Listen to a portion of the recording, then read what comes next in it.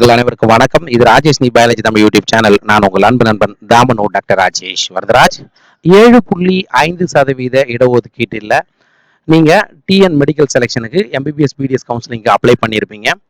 இதுல ineligible candidates, ineligible means அவங்க maybe 7.5% இடஒதுக்கீட்டுக்கான சர்டிஃபிகேட்டை அப்லோட் பண்ணாம இருப்பீங்க. மேபி அவங்க என்ன நினைச்சிருக்கலாம், நமக்கு எம்இஸ் ஐடி இருக்கு, அதனால நமக்கு பிரச்சனை இல்லை அப்படின்னு சொல்லிட்டு விட்டுட்டு இருக்கலாம்.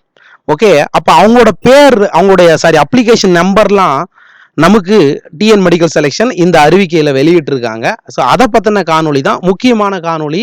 நாளைக்கு ஒரு நாள் மட்டும்தான் டைம் இருக்குது, நாளைக்குள்ளே நீங்கள் அதை பண்ணி ஆகணும். சரிங்களா? அது இப்போ தான் நமக்கு நோட்டிஃபிகேஷனாக கிடைச்சிருக்கு. ஸோ அதை பற்றின ஒரு காணொலி தான் இது.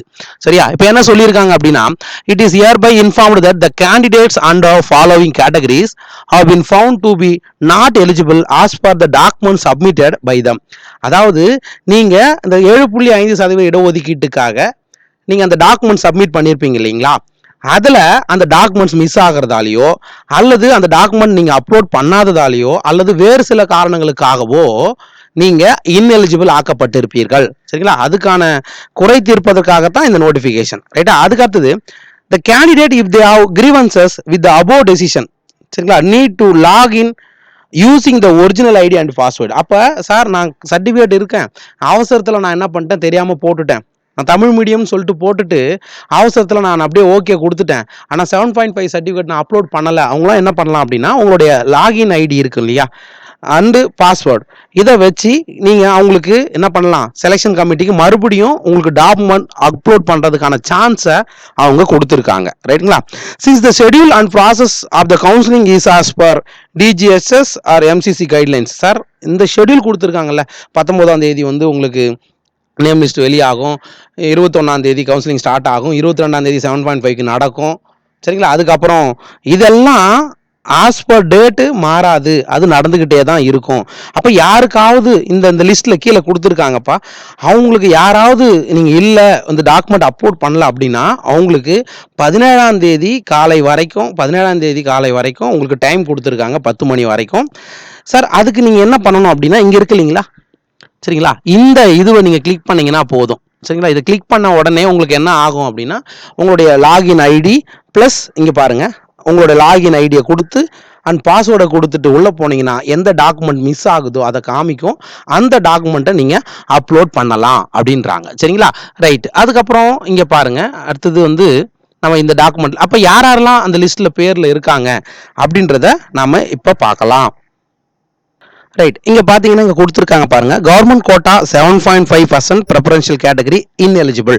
The following candidates are found to be not eligible under 7.5 preferential category. அதாவது கீழே இருக்கக்கூடிய இந்த அப்ளிகேஷன் நம்பரில் இருக்கிறவங்கலாம் not eligible for 7.5 category அப்படின்னு கொடுத்துருக்காங்க. The reason for their ineligibility is emis data is not match. Sir, நீங்கள் எம்இஸ் நம்பர் கொடுத்துருப்பீங்க, அந்த எம்இஸ் நம்பரும் அதில் உள்ள இருக்கக்கூடிய டேட்டா நீங்கள் 6ஆவதுலேருந்து 12ஆம் வகுப்பு வரைக்கும் அரசு பள்ளியில் தான் படிச்சிருக்கீங்களா அப்படின்ற டேட்டா மிஸ் மேட்ச் ஆலையோ அல்லது நீங்கள் போனஃபைட் சர்டிஃபிகேட் அப்லோட் பண்ணியிருப்பீங்க, பழைய சர்டிஃபிகேட் அப்லோட் பண்ணும்போது ஒருவேளை அதில் ஹெச்எம் கிட்ட மட்டும் சைன் வாங்கிட்டு சிஓ கிட்ட சைன் வாங்கல அப்படின்னாலும் அது மேபி ரிஜெக்ட் ஆகிருக்கும் அப்படின்றாங்க. If they don't produce the record documents before stipulated time, அப்போ நாளைக்கு வரைக்கும் டைம் கொடுத்துருக்காங்க, அந்த டைமுக்குள்ள நீங்கள் ஒரிஜினல் சர்டிஃபிகேட் அதாவது விடுபட்ட டாக்குமெண்ட்டை நீங்கள் கொடுக்கல அப்படின்னா candidature will not be eligible under 7.5 category.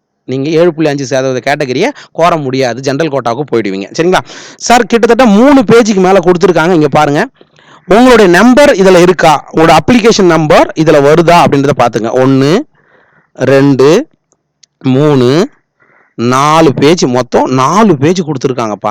உங்களுடைய இது அப்போ என்ன பண்ணுங்க, கண்ட்ரோல் F கொடுத்தீங்கன்னா போதும், அண்ட் அந்த நம்பரை நீங்கள் போட்டிங்கன்னா இருக்கா இல்லையா அப்படின்றத உங்களுக்கு காமிச்சிடும். சரிங்களா?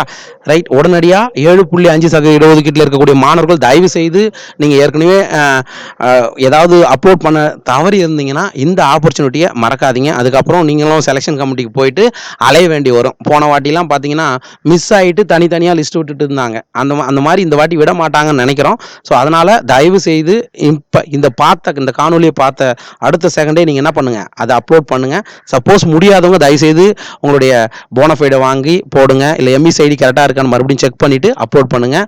இதை 7.5ல் இருக்கக்கூடிய மற்ற நண்பர்களுக்கும் ஷேர் பண்ணுங்கள். ஓகே, மீண்டும் அடுத்த காணொலியில் சந்திக்கும் வரையில் உங்களிடமிருந்து விடைபெற்றுக் கொள்வது நான் உங்கள் அன்பு நண்பன் தாமனோ doctor Rajesh Varadharaj, Rajesh NEET biology Tamil YouTube சேனலில் இருந்து. நன்றி, வணக்கம்.